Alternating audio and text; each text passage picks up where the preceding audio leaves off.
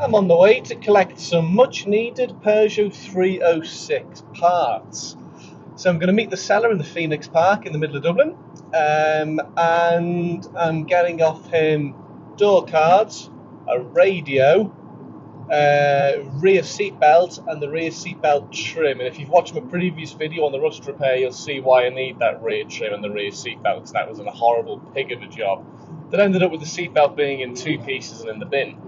So yeah, I just found the advert on advert.ie, sent the gentleman a message, and he's removed the parts, and they are going to be ready for me to collect shortly. And it was really odd as well, because the car that he took them off is identical to mine. It's a Peugeot 306 Genoa. So that's a strange turn up for the book, really, isn't it? So we are, about 45 minutes away from the location, and I'm in the Volvo. What a serene and lovely drive this thing always is. I need the door cards. Well, I don't need 4 of them, but he's going to give me 4. I need the passenger front door card, because ever since I bought the 306, it's not been attached properly, and the little door bin at the bottom, which is screwed on, is sagging and it's tearing the vinyl. You see the foam underneath it, so I need to replace that. More of an aesthetic problem as opposed to functional. If the door still opens and closes absolutely fine. I've got a feeling that door card has been off in the past, because the little security lock thing on it is different to the other 3. So I think that's been interfered with at some point in the past. And I think I need a new radio. The one that's in it at the moment, it just isn't working. Like, it's coming on, the little LCD liquid crystal display, LCD display. I know. You actually can't read what radio station it's from, because it's so old, it's faded with time.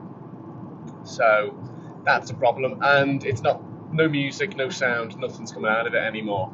I did disconnect the battery a few weeks back when we were trying to swap it with the knackered Clio, and then that meant that when I reconnected it and tried the radio, I had to put the special security code in to reactivate the radio. That worked fine, but then I've removed the battery and disconnected it once or twice since, and for some reason now when you put that same code in, absolutely nothing happens. So I don't know what's wrong with it. So yeah, new radio might cure the problem. I'm not sure if it's identical to the one that I've got in mind, but it being the same model, the 306 Genoa, I'm pretty confident it should be, really. And we've got a gentleman here in a rather lovely old 5 Series about to go past. Oh, have a look at this. Oh, very nice. XAZ2500 530D, Northern Irish plate on it. So, well over 20 years old. I love that modular 5 Series. Beautiful. It was right behind me a little while ago, and it was quite intimidating in that rearview mirror. What a lovely old machine. So I think it's time for a little bit of fleet update news, really. And I kind of feel as though I'm in no man's land at the moment. So the little Clio, the €200 grey Clio, that is currently up for sale or will be scrapped. So if you've got €293 spare, you're going to have to get in touch with me pretty quickly. That's what the scrap man's offered me. So if you've got that to spare or to hand, let me know, and she can be yours. But it's persistent indicator issues, and it needs the airbag warning light fixing, needs a blow on the exhaust sorting, needs headlight alignment. Plus goodness knows what else. It's been sitting up for the best part of 8 or 9 months. And it's just time that I moved it on. It feels like a millstone around my neck, really, and they need replacing. And I have to move on, really. It's just been sitting up in its parking space for ages, and it's doing my head in. Every time I look at it, I keep saying I'm going to get it fixed, and then I keep putting money into it, and I'm just getting nowhere with it, and I'm at wit's end. So that's for sale. So the Clio will be departing in the next couple of days. The 306 obviously is going to stay on the fleet, because I do think in there somewhere is a really good little car. I'm going to give it a service at some stage. It's in for its NCT next week, the Irish MOT, hence why I'm going to all this trouble to get that seatbelt now, today, and the other parts, because without that seatbelt it will fail. So that's going to stay on the fleet. As I said, I'm going to service that. I'll service it myself, but I will get the belts done at some stage. because that car came with absolutely no service history whatsoever. Well, that's actually a lie. It came with a couple of stamps in the book. The most recent, 25 years ago, back in 1998. So it needs, I mean, it obviously has been looked after, work has been done to it. But yeah, it just needs a service and the belt's doing, so I'm going to do that at some stage myself. I've largely fixed the rear quarter corrosion issue by sanding it all back and filling it. Again, that's on another video there, so check it out in the playlist. But I did go out for a drive in it the other day where we encountered a thunderstorm and some rather heavy rain, and it leaked a bit. Yeah, so, excuse me, perhaps it needs going over again. But that's for another day. It's the middle of summer now, so I'm just going to try and enjoy it as best I can. 306 will be going into storage. I taxed it the other day until the end of September, so at that point I'll pop it into storage over the winter and get it back out next March, April when the weather improves. Don't want to subject it to another winter off salty roads. I did do a bit of driving in it during this winter. I bought it in February and it was still quite cold heading into March, so it did encounter some snow, ice and some salty roads, and we don't want that because it'll kill it.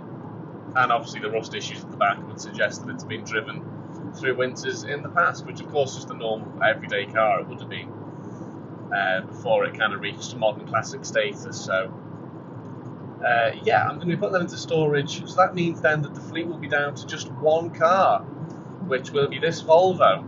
I do every year buy myself a little winter runabout, something cheap, and I'm beginning to have a little look now and see what's out there. So there's many cars that are tickling my fancy. I want something small, something with a maximum engine size of about 1.2, 1.3. Last year I had the little K11 Micro, which was a 1 litre, and that was such a wonderfully, fantastically reliable little cruiser. I love that thing to bits. But the gearbox gave it in the end, I had to scrap it, which was a shame. But you're looking at all sorts of cars, looking at old Fiestas, looking at Ford KA, or Ford Ka. I'm very stubborn, it'll always be a KA to me, I know that's wrong. Corsas, Yaris's, Corollas, all that kind of thing. So I did spot a Seat Rosa on a 2000 plate the other day with only about 43,000 miles on it. It was blue, it was gorgeous, base mod, lovely grey bumpers on it, but sadly that sold, so, you know, it wasn't to me, was it? But I'm keeping my eye out for my next little winter runabout, and hopefully there'll be news on that in the next couple of weeks. I have been thinking about the long-term future of this, the Volvo V40, and the jury's out really. I've owned this now for about 14, 15 months. I bought it in April 2022. What are we now? We're July 2023. So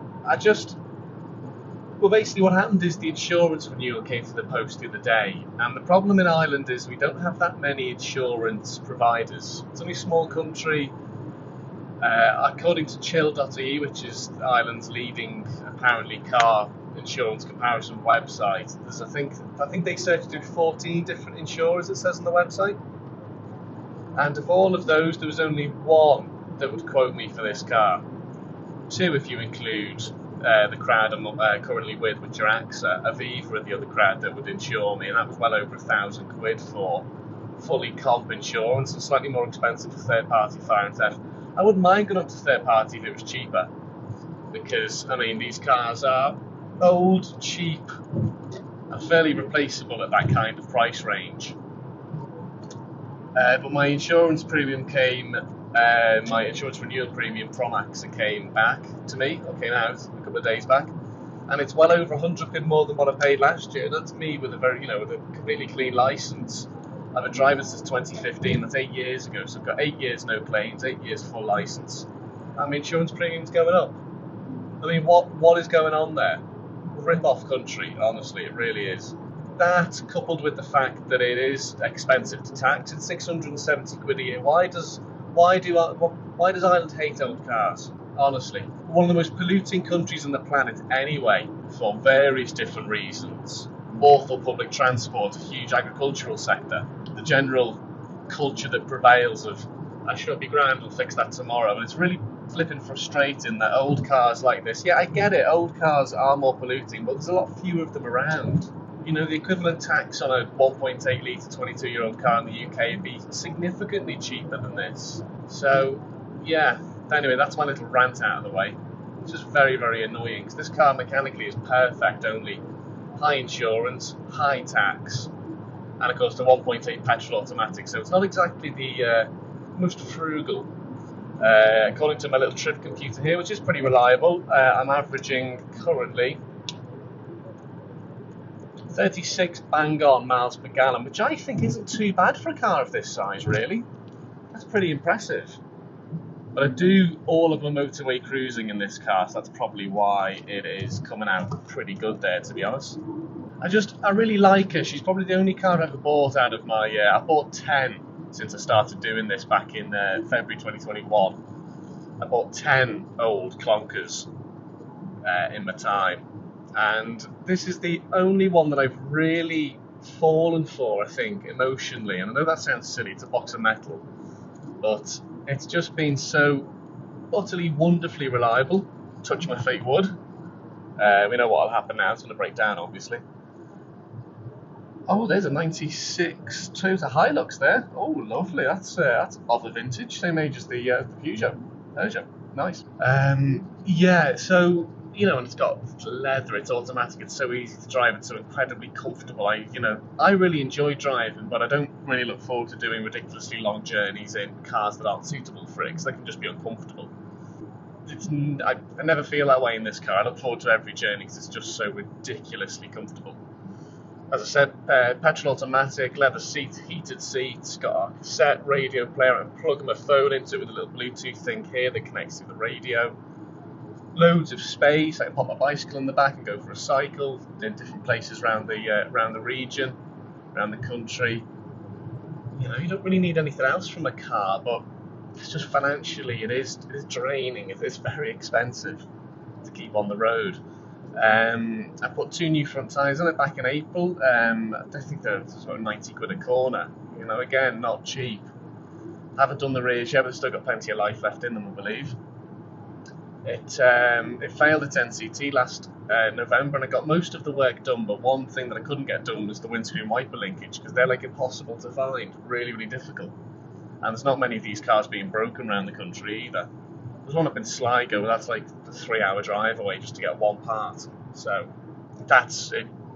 I didn't get it in for the retest in time because I couldn't find that part, and then with the ridiculously long NCT waiting list, I couldn't get a date until pretty much a year later. So that's booked in for this November. I'm not even sure if it'll see it in my ownership. And as well as a knocking noise coming from the suspension. It's either a shock absorber at the front or the bushes. I don't think it's a shock because the car is still driving and handling fine, and the tyre wear is even. So I think it's just the bushes. And of course, this car is it's probably well over 2 tons actually, or not far off it. So as far as I understand with these things, it does wear out bushes pretty quick. So it's going to need work, and it's just have I got the kind of the money and the desire to put that into it when I could just get rid of this and buy myself a little cheap Yaris for about £1,000 and rally that through the winter. So I don't know. The jury is out. The fleet is going through a period of flux at the moment. I'm not really sure whether I'm coming or going, really. That's my fleet update. Anyway, let's get to the Phoenix Park and let's get these bits bought. Now on my way home from collecting my 306 bits, they're all in the cavernous boot of the Volvo. So I've got myself 4 door cards, a new radio, and it's different to the one that I've got actually in my 306. That one's a Clarion stereo. This one is a Blaupunkt. You can't beat a Blaupunkt, as all Proton owners will know. So that is cool. We're going to plumb that in at some stage and see if we can get that working. No security code for it, I don't believe.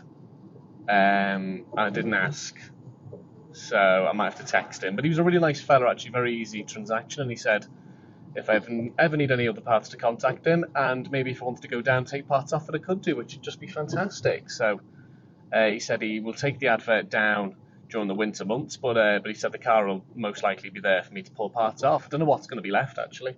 To be honest, I've taken a bit off it there interior wise, and from the pictures there were no rear lights, and I think the whole front end is missing. But anyway, that's good. At least I know where I can get parts readily available. So that was a nice, easy transaction, all good. I've got the door pulls as well, and loads of different little fixtures and fittings too, which I'm obviously going to need to reattach it. So that is really positive. And of course, the main thing was I got my rear seatbelt and the rear seatbelt trim. And I did ask him, and he was very good. He did put a cable tie on the actual seatbelt to stop it from recoiling completely, which was the issue, of course, I had with the original one when I took it off to fix the corrosion issues. So yeah, I'll show you fully what I've got when I get home. Here is then my 306 parts haul. So, goodness, what have we got here then? We have the door handle surrounds.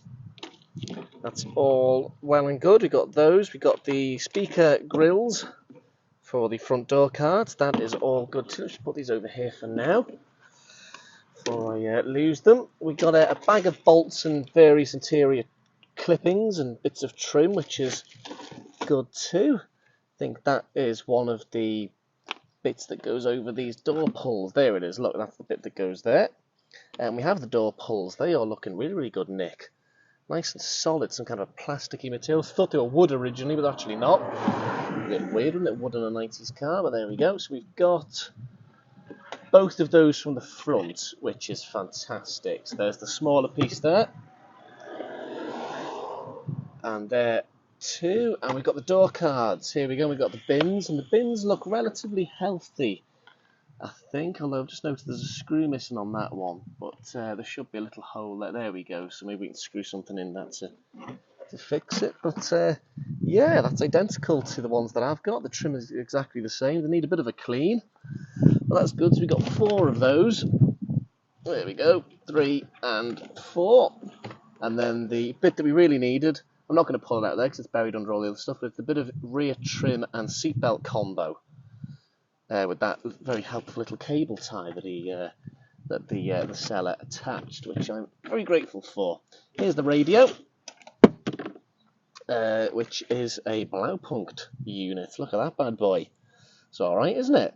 So yeah, we can swap that over and see if it works. Hopefully all the attachments are the same. So yeah, let me just actually, you know what I'll do? I'll just offer it up to the 306 here. Let me just get in. So. There's my Blaupunkt stereo, and there is the original, so you can see the difference between the two of them. Yeah, so obviously not the same, but I believe a higher spec stereo, so it should fit. I'm excited, and there's the trim on the doors. You can see the ones that are in the back of the Volvo now, my replacements are exactly the same, and there's the door pulls and all that. So as you can see, that one over there is a bit damaged at the bottom, that's why we need to replace it. But yeah, there's another comparison with the stereo. That's all well and good, isn't it? Looking forward now to doing this. Don't think I'll do it today. I'll do it at some stage. Did a lot of tinkering with the Clio yesterday, so I just need to relax for a bit and take stock of my fleet. But yeah, I'll leave that in there for now. That is a successful parts haul. I'm delighted with that.